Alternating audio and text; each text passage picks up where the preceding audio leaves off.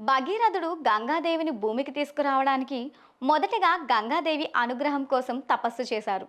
గంగాదేవి ప్రత్యక్షమై భూమి మీదకు రావడానికి సృష్టికర్త అయిన బ్రహ్మదేవుని అనుమతి తీసుకోమని చెప్పి అదృశ్యమైపోయింది. భగీరథుడు గంగాదేవిని భూమికి తీసుకురావడం కోసం బ్రహ్మదేవుణ్ణి ప్రార్థిస్తూ కఠోర తపస్సు చేశాడు. చాలా కాలం తపస్సు చేసిన తర్వాత బ్రహ్మదేవుడు ప్రసన్నుడై ప్రత్యక్షమై వరం కోరుకోమన్నాడు. భగీరథుడు స్తుతించి నమస్కరించి, బ్రహ్మదేవ, మా ముత్తాతలు పాతాళ లోకంలో కపిల మహర్షి కోపాగ్నికి భస్మమైపోయారు. ప్రేతాత్మలుగా అక్కడ ఉన్నవారికి పుణ్యగతులు లభించాలంటే వారి భస్మరాశులపై గంగాదేవి ప్రవహించేలా చేయాలని కపిల మహర్షి చెప్పారు. పితృ సమానులైన మీరు చెబితే గంగాదేవి భూమికి వచ్చి పాతాళంలో గల భస్మరాశులపై ప్రవహిస్తుంది. గంగాదేవిని అనుగ్రహించండి అని కోరాడు.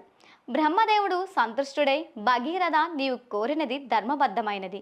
స్వర్గలోకంలో మందాకినిగా ప్రవహించే గంగాదేవి భూమిపైకి వచ్చి భూలోకంతో పాటు అధోలోకాలలో ఉండేవారిని పవిత్రులను చేస్తుంది. కానీ ఆకాశగంగా స్వర్గం నుంచి భూమిపైకి ఉద్రిక్త వేగంతో వస్తే భూమికి చాలా నష్టం జరుగుతుంది. ఆ ప్రవాహ వేగాన్ని మానవ జంతు వృక్ష సముదాయం నాశనం అవుతుంది. పరమేశ్వరుడు మాత్రమే శిరస్సుపై గంగను ధరించి వేగాన్ని నియంత్రించగలడు. కనుక శివుని అనుగ్రహం సంపాదించుము అని చెప్పి అంతరర్థమయ్యాడు. భగీరథుడు నిరాశ చెందక మళ్ళీ పరమేశ్వరుని అనుగ్రహం కోసం తపస్సును ప్రారంభించాడు. చాలా సమయం తపస్సు చేసిన తర్వాత శివుడు భగీరథుని పట్టుదలకు కఠోర తపస్సుకి ప్రత్యక్షమై అభిష్టానం చెప్పమన్న పరమేశ్వరుడికి నమస్కరించి, పరమేశ్వర, ఆకాశం నుంచి భూమికి ఉధృతంగా ప్రవహించే గంగాదేవిని తమరు శిరస్సుపై జటాజుటంతో బంధించి వేగాన్ని నియంత్రించి భూదేవి తట్టుకునేటట్టు భూమిపైకి ప్రవహించేలా చేయండి అని కోరాడు.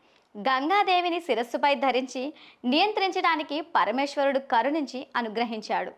ఆకాశం నుండి గంగాదేవి కైలాసం మీదుగా భూమిపైకి వచ్చేటట్లు చేయమని కోరాడు.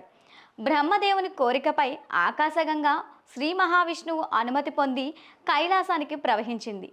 పరమేశ్వరుడు తన జటాలను విస్తరించి శిరస్సుపై వేగంగా వస్తున్న గంగా జలాలను జటాజూటములలో బంధించాడు. బంధించిన గంగను చిన్న చిన్న పాయలుగా భూమి మీదకు వదిలాడు. స్వర్గంలో మందాకినిగా ఉన్న గంగాదేవి జలరూపంలో భగీరథుని వెంట ప్రవహిస్తూ రాసాగింది. వేగంగా వస్తున్న గంగాదేవి దారిలో యజ్ఞం చేస్తున్న జాహ్నువు మహర్షి ఆశ్రమాన్ని ముంచేసింది. జాహ్నువు మహర్షి కోపం వచ్చి ప్రవహిస్తున్న గంగా జలాలను తాగేశాడు. భగీరథుడు వెనక్కు వెళ్ళి జాహ్ను మహర్షిని ప్రార్థించి ఉదరంలో బంధించిన గంగాదేవిని బయటకు విడిచిపెట్టమని వేడుకున్నాడు. మందాకిని అయిన గంగాదేవికి జాహ్నువు మహర్షి ఉదరం నుంచి బయటకు రావటం వలన పుత్రికా సమానురాలై జాహ్నవి అనే పేరు పొందింది. గంగాదేవి భగీరథుని వెంట భూమిపై ప్రవహిస్తూ భూమి నుండి సగరపుత్రులు పాతాళానికి తవ్విన మార్గం ద్వారా వెళ్ళి సగరపుత్రుల భస్మరాశులపై ప్రవహించింది. భగీరథుని ముత్తాతలైన సగరపుత్రులు ప్రేతాత్మ రూపాలు వదిలి పుణ్యలోకాలకు వెళ్ళిపోయారు. నాటి నుండి గంగాదేవి స్వర్గలోకంలో మందాకినిగా, భూలోకంలో గంగాదేవిగా, పాతాళలోకంలో భోగవతిగా, ముల్లోకాలలో ప్రవహించింది. భగీరథుడు భూమికి తీసుకువచ్చాడు కనుక భగీరథి అనే పేరు కూడా గంగాదేవికి పొందింది. ముల్లోకాలలో గంగాదేవి ప్రవహించడం వలన ఆమెను త్రిపదగా అని కూడా పిలుస్తూ ఉంటారు.